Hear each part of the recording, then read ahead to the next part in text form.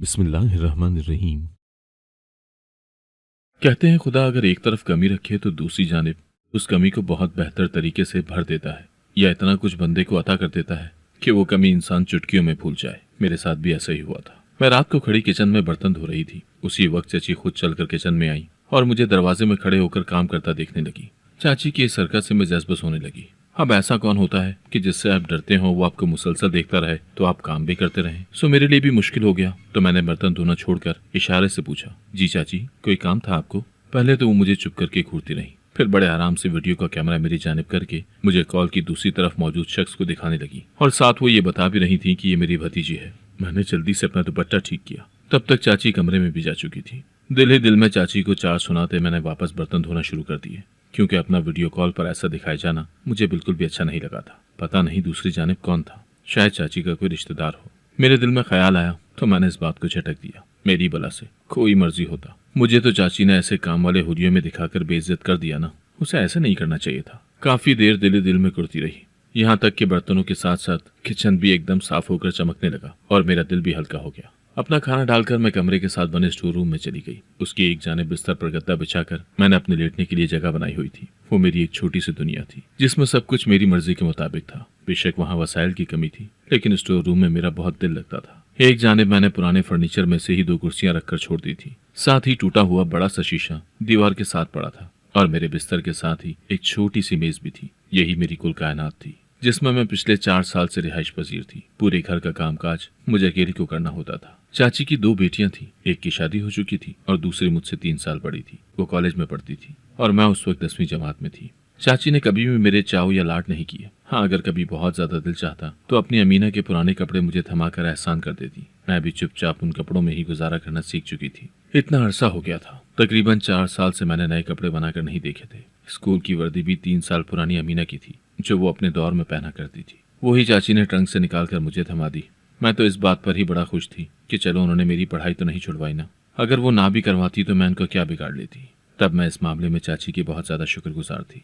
अक्सर औकात में दिल ही दिल में उसकी शुक्रगुजार होती कि चाची तुम बहुत अच्छी हो, तुमने मेरी पढ़ाई नहीं छुड़वाई, मुझे आगे बढ़ने दिया। वरना अगर मेरा बाप जिंदा होता तो उसने मुझे 8 से ज्यादा नहीं पढ़ने देना था। जब मेरा दाखिला उसने स्कूल में करवाया तभी बोल दिया था, तैयबा पुत्र तुझे सिर्फ 8 करवानी है, जी जान लगा कर पढ़ ले, इससे ज्यादा के ख्वाब न देखी। बेटियों को वैसे भी ज्यादा तालीम नहीं दिलवानी चाहिए, नहीं तो मुंह को आती है। मेरे पढ़ने वाली बात पर चाची फख्र से कहती, है कोई मेरे जैसा नर्म दिल जो दूसरों की लड़की को भी आला तालीम दिलवाने के हक में हो, और लड़की भी वो जो गूंगी ठहरी। और इस बात पर मैं नफी में सर हिलाकर दिल में सोचती कि वाकई चाची बहुत अच्छी है। मुझे तो ये बहुत अच्छी लगती है। मैं ऐसी लड़की थी जिसे लोगों के रवैयों का ही नहीं पता चला। हत्ता कि वालिदैन के गुजर जाने के बाद भी मैं दुनिया को समझने में बिल्कुल कोरी थी। मेरे पास किसी का चेहरा या रवैया पढ़ने का हुनर ही नहीं था। दुनिया में लोग जुल्म और तशद्दुद करके अपना काम निकलवाते हैं, मगर मेरी चाची तो अपनी मीठी जबान से ज़िबा भी करने का सोचे तो अगला बंदा खुशी खुशी हलाल होने को तैयार होता है। मैं तो फिर ना समझ बच्ची थी। मुझ पर तो चाची ऐसी छाई थी कि उसके अलावा कुछ सोचता ही नहीं था। मैं बस हर वक्त उसकी खिदमतें करने का सोचती और कर गुजरती,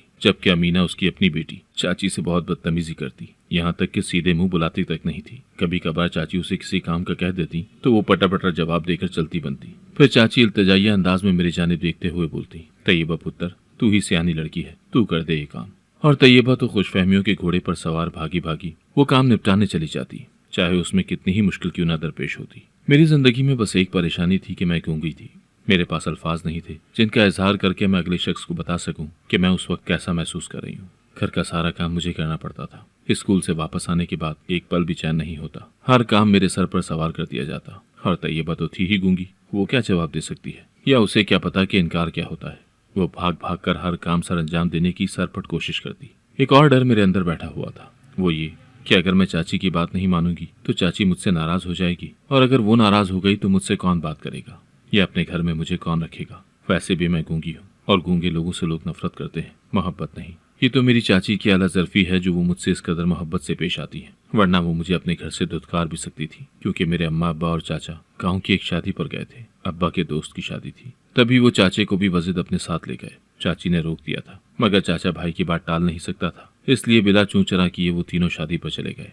शादी तो ठीक हो गई, लेकिन आखिर में दुल्हन वालों ने बेटी देने से इनकार कर दिया, क्योंकि उसके हक महर का मसला बन गया था।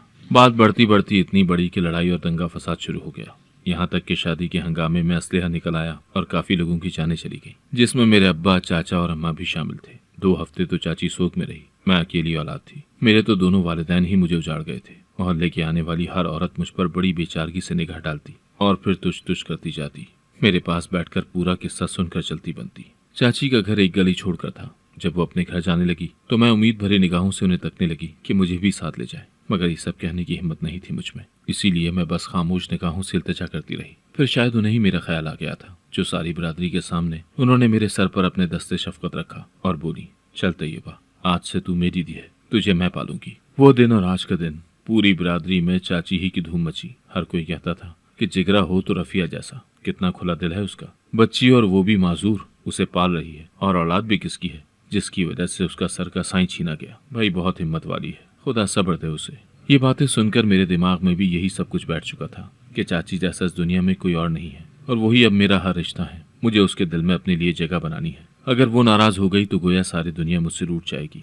तभी मैं चाची का हर काम अपनी बिसात से बढ़कर करती थी। मुझे अंदरूनी तौर पर खुशी मिलती। शायद ऐसा ही चलता रहता मगर मेरी 10वीं जमात मुकम्मल होने के बाद चाची का रवैया बदलने लगा। ऐसा नहीं था कि वो कोई बहुत बुरी बन गई थी, नहीं, उसके रवैये में मेरे लिए मजीद खुशामद आ गई और वो हर वक्त मेरा ख्याल रखती। इस बात पर उसकी अपनी बेटी अमीना भी अक्सर उससे झगड़ पड़ती और बोलती, क्या बात है अम्मी, तुम्हें तो वो गूंगी ही अच्छी लगती है, कभी अपनी औलाद को भी देख लिया करो कि वो किस हाल में बैठी है। मगर नहीं, तुम्हें तो सिर्फ तैयबा का ही ख्याल है। चाची उसे डांट देती और बोलती, तुमने कभी मेरी इज्जत की है जो मैं तुम्हारा ख्याल रखूं? उधर तैयबा को देखो, कभी कुछ नहीं कहा। कोई काम कहूं तो चेहरे पर कोई शिकन लाए बगैर झटपट काम करने को तैयार होती है, और एक तुम हो, जब तक 100 मरतबा चीख चीख कर अपना गला खराब न कर लूं तुम्हें सुनाई नहीं देता। इसी वजह से अमीना मुझसे खार खाने लगी और बात बात पर ताने देती।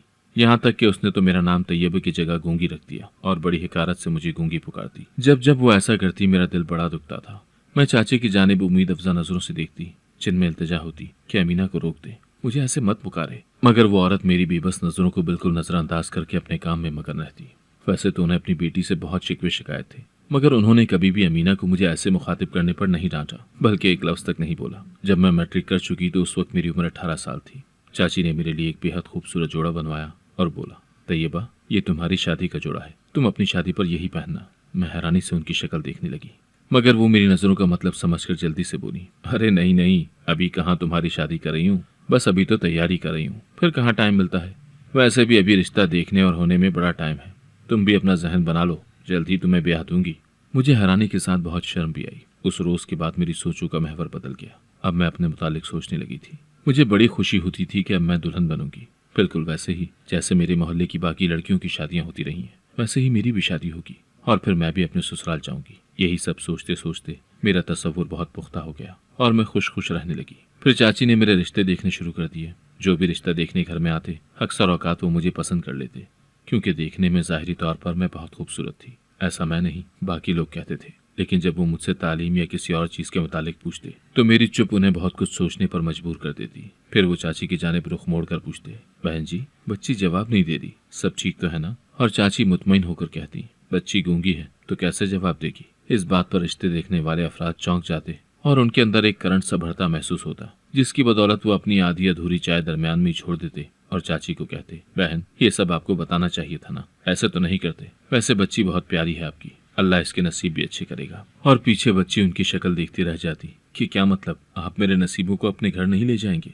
लेकिन यही तो अफसोस था कि बच्ची कुछ बोल नहीं सकती थी। अल्फाज अदा कैसे किए जाते हैं, बच्ची को इस मुतालिक जरा अंदाजा नहीं था। रिश्ता देखने वालों को घर जाकर इनकार करने की जरूरत ही पेश न आती, क्योंकि वो हमारे घर ही खड़े खड़े मेरे मुंह पर इनकार कर जाते और मैं चाहकर भी अपने गम और गुस्से का इजहार किसी के सामने नहीं कर पाती थी। फिर चाची मुझे थपकी देती और बोलती, तू फिक्र न कर, तेरे लिए इससे अच्छा रिश्ता ढूंढ कर लाऊंगी, देखना तू भी हैरान रह जाएगी। मैं इस बात में सर हिला देती, इसके अलावा कोई चारा भी नहीं था। इसी तरह चाची ने मेरे गूंगे वजूद के लिए बहुत कोशिश की, बहुत रिश्ते देखे, मगर कोई भी मुझे ब्याहने को तैयार नहीं था। जब उन्हें इल्म होता कि मैं गूंगी हूँ तो वो सफा चट इनकार कर देते।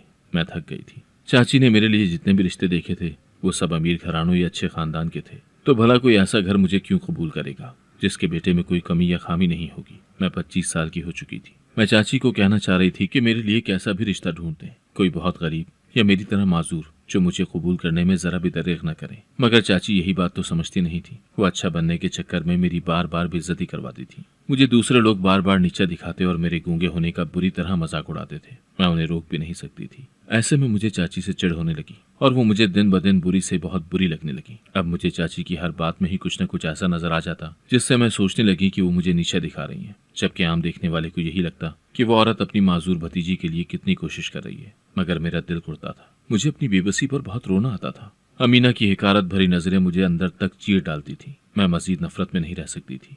फिर एक रोज हमारे घर एक बहुत ही खूबसूरत मर्द आया। चाची उसके सामने बिछी जा रही थी। उन्होंने खास कर खुद सफाई की थी और मुझे बहुत हिदायत भी दी थी कि ये होना चाहिए, ऐसे करना, वैसे करना, किसी चीज की कमी नहीं रहनी चाहिए। बहुत खास मेहमान है, अमेरिका से आ रहा है। मैंने इस बात पर भी कोई तासुर नहीं दिया, बस चुपचाप अपना काम करती रही। वैसे भी आजकल मैं किसी से कोई तवक्को नहीं रखती थी। बिलाखिर 2 दिन की खूब तैयारी के बाद वो मेहमान आ ही गया, जिसके लिए चाची बेहद बेताबी से हर काम कर रही थी। बाहर का दरवाजा खोलना मेरी जिम्मेदारी थी, मगर उस रोज चाची ने मना कर दिया था कि बाहर जो भी होगा मैं खुद देख लूंगी। तैयबा तुम कमरे में बंद रहोगी, जब तुम्हारी जरूरत होगी तो मैं तुम्हें खुद ही आवाज लगा दूंगी। मैंने इस बात पर भी किसी रद्द-ए-अमल का इजहार नहीं किया और चुपचाप उनकी हिदायत पर अमल करने लगी। वैसे भी मुझे किसी के आने जाने में कोई दिलचस्पी नहीं थी और ये तो अच्छी बात थी कि इतने खास मेहमान से मैं ना मिलूं तो वो वहां भी मेरे गूंगेपन के मुतालिक बातचीत शुरू कर देती और फिर मुझसे हमदर्दी जताई जाती। सो मेरे लिए जाए वक़ुआ पर ना होना किसी नेमत से कम नहीं था। सुबह सवेरे काम निपटाने के बाद मैं कमरे में बंद हो गई और चाची ने अमीना को अच्छा सा तैयार होने को बोला। यहाँ तक कि सुबह तड़के के वक्त ही अमीना पार्लर चली गई और एक दिन पहले चाची ने उसके लिए अच्छा ब्रांडेड जोड़ा भी खरीदा था। अमीना पूरे घर में चहकती फिर रही थी और मेरा दिल चल रहा था। मुझे उससे कोई कदूरत नहीं थी, बस अपने नसीब पर रोना आ रहा था। चाची ने जितनी मेहनत मेरे रिश्तों के लिए की थी वो किसी से भी ढकी छुपी नहीं थी। मैं भी उनकी मुतारिफ थी कि उन्होंने मुझ में और अमीना में कोई कमी नहीं की। लेकिन बढ़ती उम्र के साथ मुझे अपने गूंगेपन का एहसास दुगना हो गया था, जिससे लाख कोशिश के बावजूद मैं छुटकारा नहीं पा रही थी। उस मेहमान की खूब खातिर मदारत की गई और ये सब इंतजामात चाची ने अकेले देखे थे। उन्होंने मेरी कोई मदद नहीं ली। मैं भी अपने कमरे के एक कोने में चुपचाप लेटी थी। तकरीबन पूरा दिन गुजर गया। जब वो मेहमान वापस जाने लगा तो चाची मुझे खुद कमरे में लेने आई। पहले तो मैंने सर हिलाकर मना कर दिया, मगर चाची की बात नहीं टाल सकती थी और दूसरा वो मुझे ले जाने पर बजिद थी। इसी वजह से मैंने दुपट्टा लिया और बाहर चली आई। आने वाला मेहमान एक जवान लड़का था, मेरी उम्र का या शायद मुझसे थोड़ा बड़ा। वो बेइंतहा खूबसूरत था, गोया हाथ लगाओ तो मैला हो जाए। मैं उसे हैरत से गंग होकर तकने लगी जब चाची ने उसे मेरा बताया। सिर्फ मेरा ही नहीं बल्कि माजी की पूरी कहानी उस शख्स की गोश गुजार की।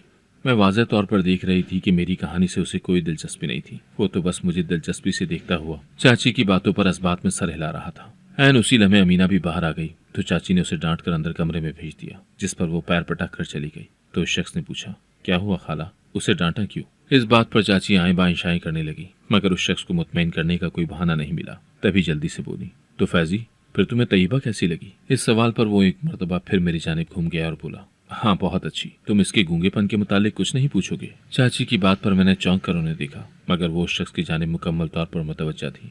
सब लोगों ने मुझे गूंगा बोला था। खुद चाची ने भी बहुत मरतबा ये लफ्ज़ मेरे लिए इस्तेमाल किया था, लेकिन आज जिस लहजे और जिन अल्फाजों में उन्होंने मेरे गूंगेपन का जिक्र किया, मेरा दिल कट कर रह गया था। मेरा पूरा जिस्म एकदम गुस्से की वजह से कांपने लगा। अब मुझ में वहां मजीद खड़ा होने की बर्दाश्त नहीं थी। बगैर कोई लिहाज या मुरव्वत दिखाए मैं वहां से वापस अपने कमरे की जानिब चल दी। लेकिन जाते हुए उस शख्स का जुमला मेरे कानों में बहुत वाज़ेह अल्फाज के साथ पड़ा था, जिसमें वो कह रहा था, इसका गूंगा होना इसका फॉल्ट नहीं है, बल्कि ये तो ऐसे ही मुझे अच्छी लगी है। बस फिर मजीद उन दोनों के दरमियान क्या बातें हुई मुझे कोई अंदाजा नहीं था। मैं अपने बिस्तर पर लेट गई और चादर सर तक तान ली। उस वक्त मुझे किसी से भी बातचीत नहीं करनी थी। हाँ, मेरे वालिदैन ही जिंदा होकर आ जाते, मैं उनसे भी बात करने की रवादार नहीं थी। आज मेरे दिल को शदीद किस्म का सदमा पहुंचा था, जिसकी भरपाई मुझे किसी तरह भी होती दिखाई नहीं दे रही थी। जब वो मेहमान चला गया तो चाची खुश खुश मेरे पास आई और बोली, कैसा लगा तुम्हें? अच्छा है ना?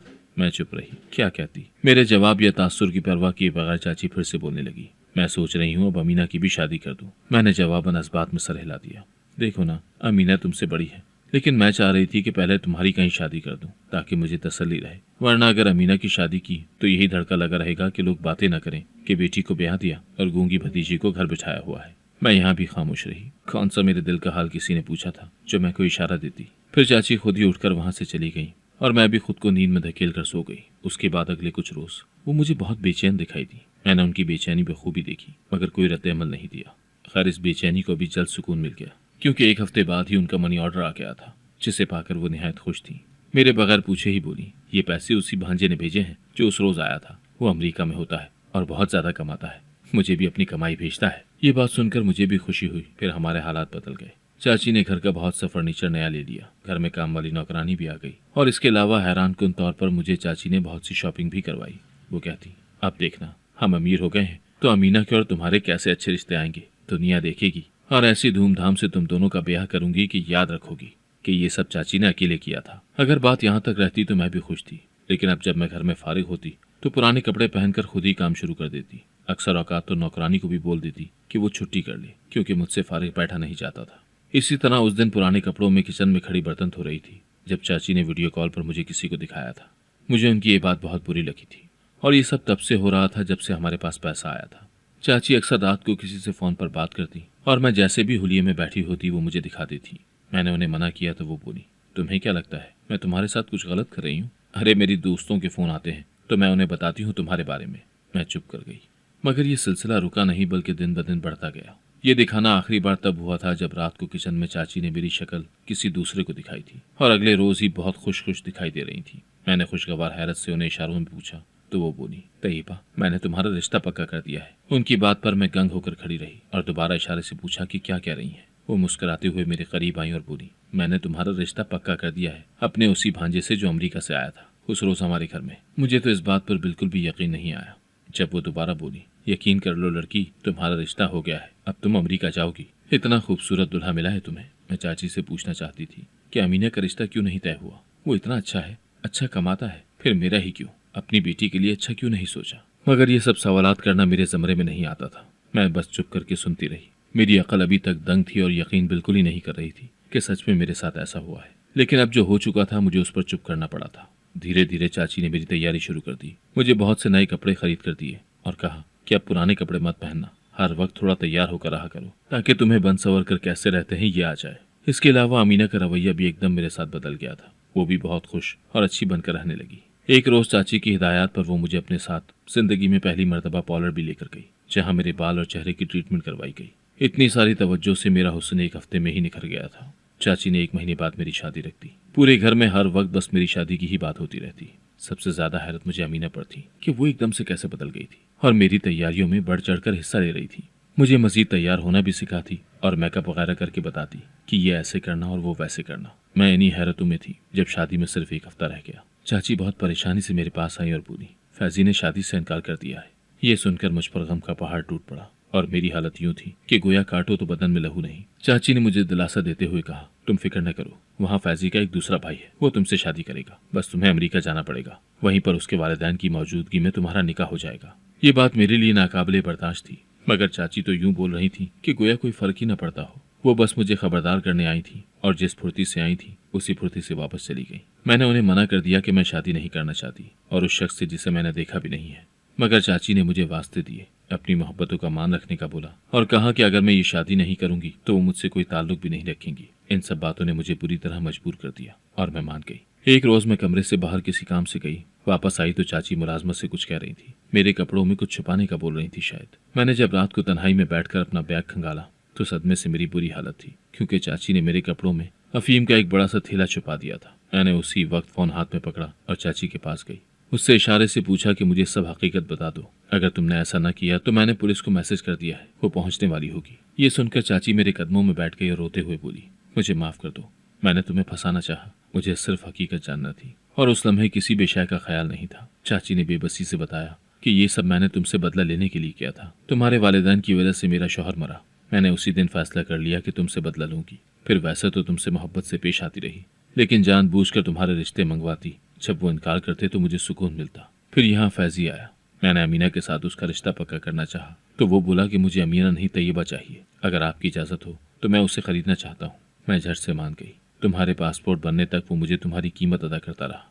मैंने झूठ बोला था कि तुम्हारी यहाँ पर फैजी से शादी होगी, मगर इस बात को छुपाने के लिए एक और झूठ बोला कि फैजी ने रिश्ते से इनकार कर दिया है। मेरा यही मकसद था कि किसी तरह बस तुम्हें अमेरिका पहुंचा दूं, बाकी वो खुद देख लेगा। साथ ही पैसों के लालच में मैंने अफीम की स्मगलिंग भी करना चाहिए कि अगर पकड़ी जाओ तो तुम ही पकड़ी जाओ, वरना सही सलामत पहुंच गई तो फैजी मुझे उस अफीम की कीमत अदा करेगा।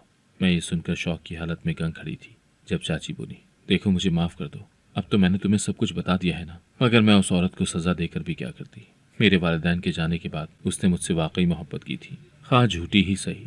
मैं उसे वहीं छोड़कर रात के अंधेरे में अपने घर से निकलकर दारुल अमान चली गई। आज 1 साल हो गया है मुझे वहां से निकले, लेकिन किसी ने भी मेरी खैर खबर नहीं ली।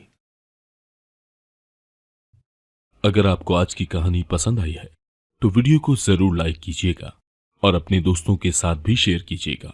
और हाँ, अगर आपने अभी तक हमारा चैनल सब्सक्राइब नहीं किया तो जरूर सब्सक्राइब करें। मिलते हैं कल एक नई और दिलचस्प कहानी के साथ। अल्लाह हाफिज।